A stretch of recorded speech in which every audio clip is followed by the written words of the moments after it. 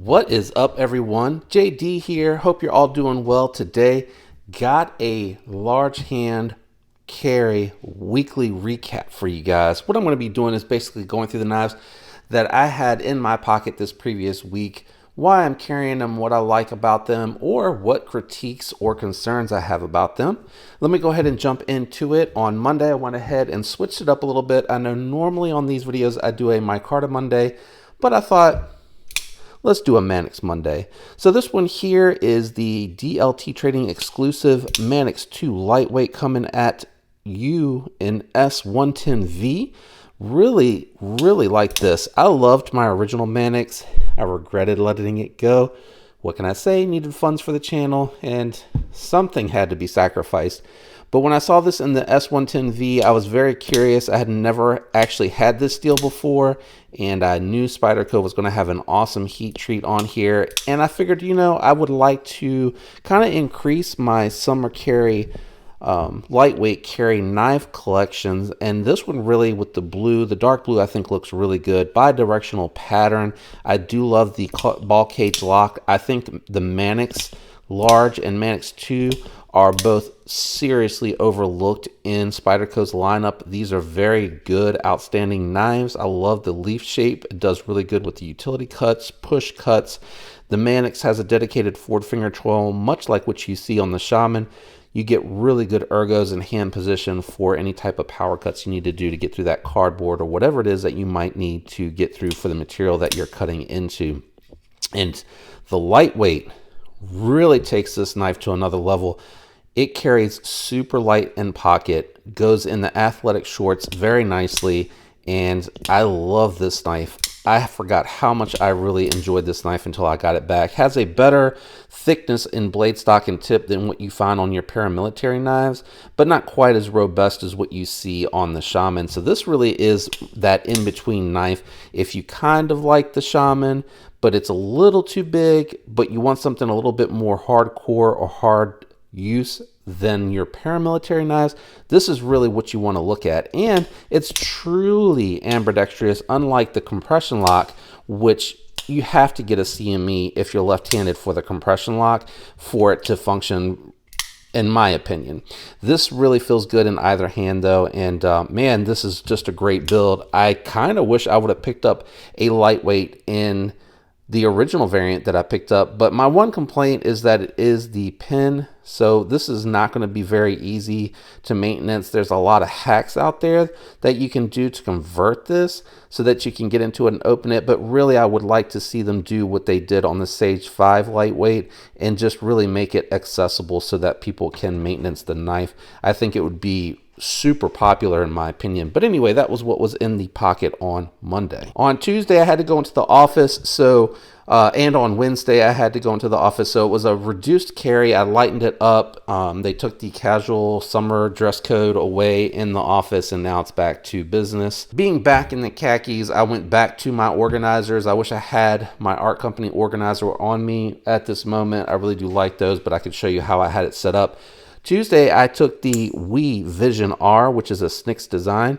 Really nice blade steel. The 20 CV on here seems to be treated really well, and this thing is a slicer. It just has a really good geometry, a fantastic edge from the factory, and it just slices through anything that I've used this on. Really good ergonomics. I love the neutral hand position, gets you nice and high so that if you do have to do any type of utility cuts on the table, it works really well. It gets that position up high and you get a lot of blade with contact to the surface there. So when your hand is up, you actually get a lot of the blade that makes contact there, so you can do a lot of tabletop utility cuts with this particular knife. It has good carry presence too. It's nice and thin all the way throughout. I don't feel that pocket clip. I guess because I have larger hands versus smaller medium hands. I could see people with smaller medium hands falling up further in the choked up position, getting that pocket clip poked into the hand. But for me, because I'm so far back on the handle, I actually have so much relief because I'm making so much contact with that pocket clip. I don't feel it. It's not a hot spot. It doesn't bother me. So really large hand friendly, even though I, take up the entire handle basically with the knife in the regular position, and then it does have the forward finger choil.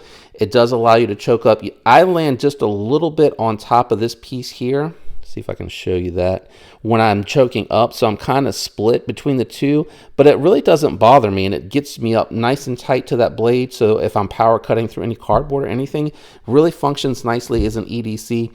As I mentioned in the full review, I realized that by going in at this exact angle, I have that little bit of gap right there, and then I kind of dig in just a little bit. You see how the tip of my finger turns white?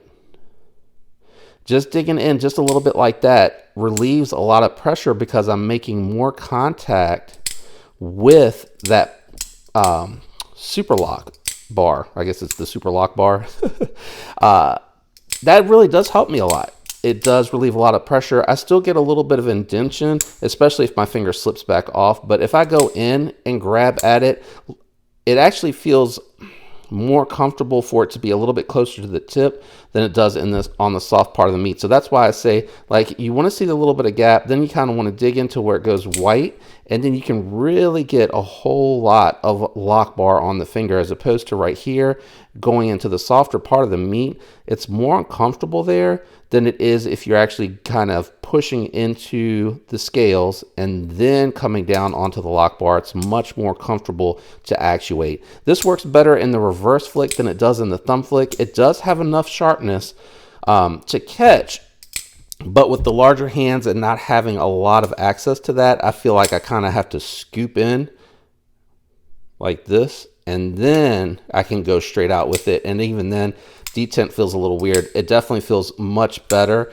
in the reverse position, and that's probably because I have larger thumbs, skinnier long fingers, so really not an issue. But man, I really like this. Such a cool design and functionally really good for carry, and it performs really nicely. On Wednesday, again in the office, so just carrying one knife, I had the CIVIS Variant PE2. This one in the denim blue micarta looks really good. The finishes on it are really nice. The 14C 28N performs really well, and those are the highlights. My complaints on this knife are going to be that it is really sharp to go into the lock bar. So it's rounded, which I think with smaller hands might be okay, but for me, having to go into it, I mean, it's literally sharp enough to where it's very uncomfortable for me to actuate. And then same thing with the flipper hole, or the thumb hole, I guess I should say. The thumb hole, it works great. If you're getting this because you want this to be a reverse flipper, and if you like to use the meat, or if you like to use the tip of your nail, this is going to work really well. Here comes my other complaint. It's so rounded everywhere that this actually is kind of slick in hand. There's nothing that's helping me to kind of lock it in place with my larger hands, so it is slipping. That's my fault. My finger was bent when I went to flip it, so it kind of stopped the blade. But there's nothing to stop the knife from moving around too much, and I run into that issue with the front flipper. But my caveat here is that when this knife came out, it was a thumb hole only knife, and I really feel like he designed it to work best in the reverse flip open position, which it does.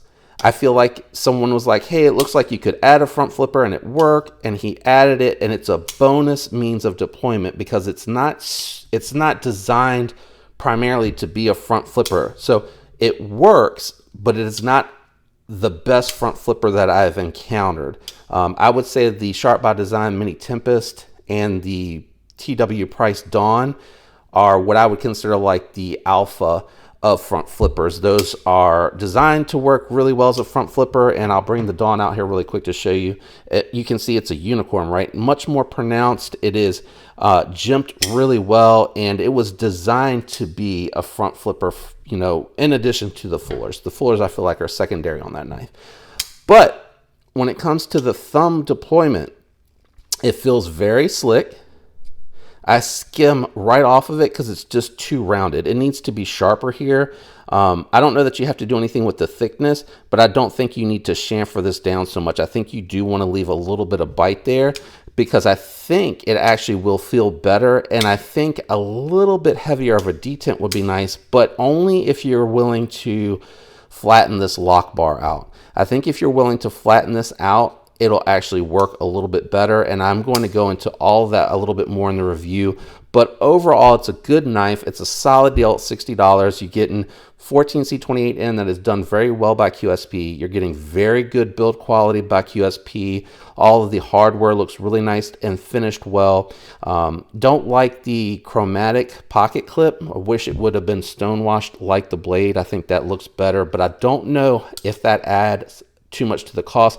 I think at $60, they have a sweet spot right there with that knife. I think it looks really good. And what I'll do here is try to open these up, make a little bit more space, and you can see them open on the table as well. Move that up just a touch. Woo, barely fitting over there on the left.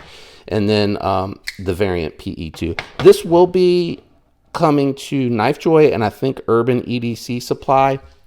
But if you follow Cuvist Blade Works on Instagram, he posts updates all the time about this, what's going on with these drops to the vendors, and the next project that he's working on.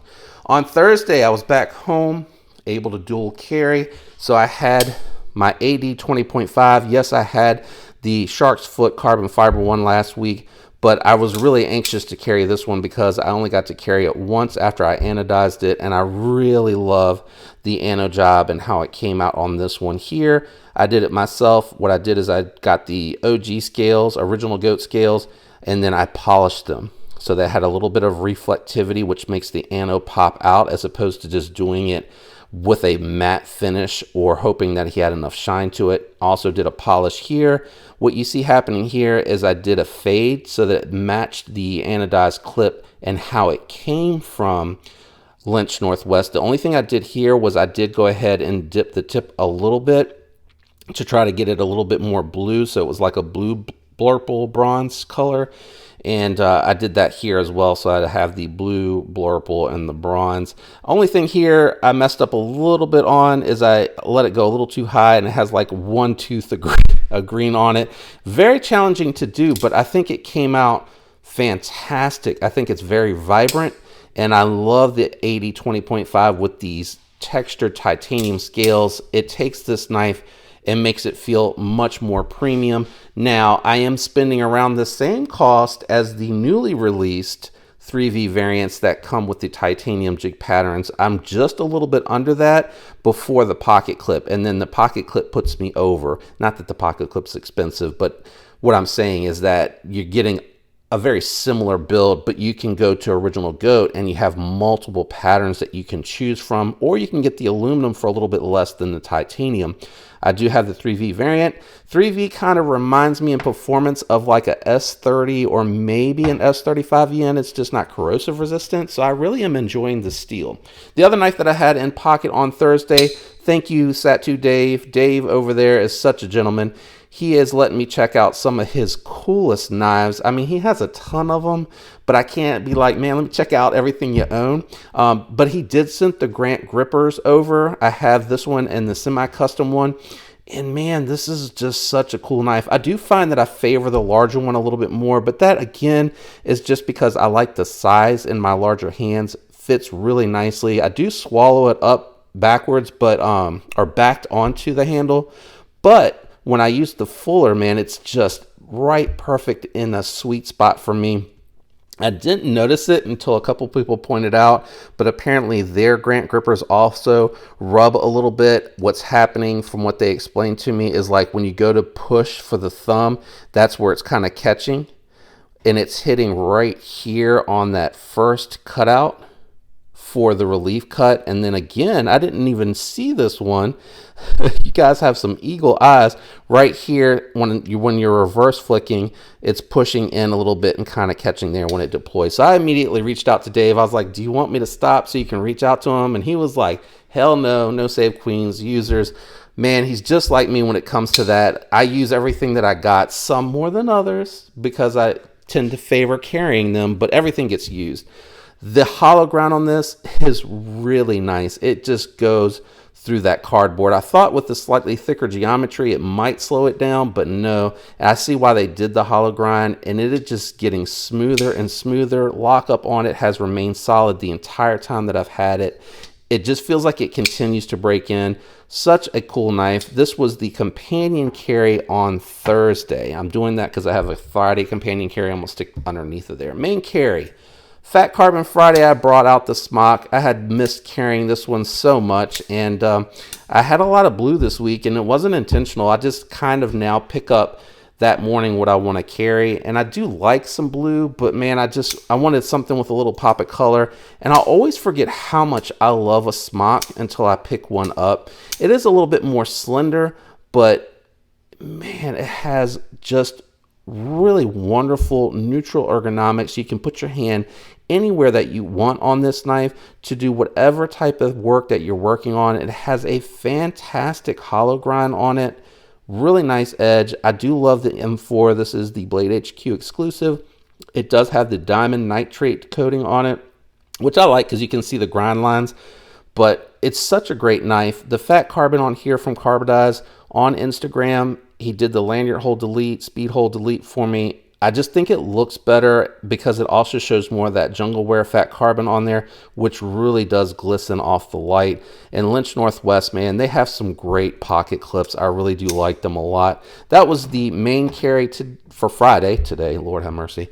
Long week, man, long week. I had to work a double Thursday and Friday too, so I'm a little tired. My apologies if that's reflecting at all in my video quality today. I was able to do today without the fan, so the audio should be crisp and clear. I even upgraded to a higher end mic, but what I found is the little foam padding on it picks up the buffering from the fan. I actually need to go ahead and pick up a sock for it to eliminate the wind buffering and remove the foam. So the foam, I think, allows the audio quality to be a little bit crisper, but the foam, the sock, the wind noise sock will probably eliminate that buffering. So I'll try that next time it's hot here in the garage. Next up, my companion carry, now that I dragged that out a little bit there, is the Spyderco Sage 5. Again, the Blade HQ exclusive. I really just like this knife a lot. It is, you know, about the same size as the Para 3, but the ergos and the leaf-shaped blade on it are so much nicer. It has a very similar thickness, or thin blade, I guess I should say, because it is really thin and slicey, but that leaf shape and how the tip gets down really just works better for me. And then the dedicated forward finger choil on this one feels really nice. I know the handle to blade ratio looks very similar to what you see on the Para 3, but for some reason this handle shape just feels a lot nicer from the factory. Now I know they make the skinny scales for the Para 3, and I bet you that makes it a ton better in hand, but this just feels really good. And it was another lightweight knife. So now I have the Sage 5, I have the Manix 2 lightweight, I have both my Demcos, and I have the Bug Out, even with the titanium scales, that are all fantastic summer carries. And I have this one to add to it. So a few of those I carry in the athletic shorts when I'm doing walks with my wife and stuff. But that is everything that was in the pocket. Let me know what you enjoyed out of these. Which ones were you most interested to hear about? I know that some of these are a little bit of a sneak peek with, I think the Sage 5 might have come out prior to this one uploading. But I think you're getting a sneak peek for these two. Those reviews will probably be coming after this. So a little bit of a sneak peek. Definitely on the gripper, I am about ready to make my review for that. I haven't even filmed it yet. So that'll be coming. So you're getting a little bit of sneak peek this way, which I hope that makes it a little bit enjoyable. You have something to look forward to, which if you are, make sure you're subscribed with that notification bell turned on. If you like the video, leave a like. Let me know what you've been carrying. What are you enjoying? And we are really close. If you made it this far in the video, thank you. But we are really close to 2,000 subs. And I've been reaching out and getting goods and goodies and stuff to make a really interesting giveaway pack for 2,000. I'm really excited to do that because I'm very grateful for all the support. I enjoy all the interactions and relationships that I have been building along the way with you all. This is such a wonderful community, and I really just appreciate being a part of it. I am also in the mountain bike community, which is very similarly just very welcoming, and people are always very anxious to share knowledge or exchange stories and experiences, and it's very much like that, which I really do love and appreciate because I love these tools. I think they're wonderful, fascinating builds and designs. Thanks for tuning in, man. I hope all of you have a fantastic week. Until next time, peace.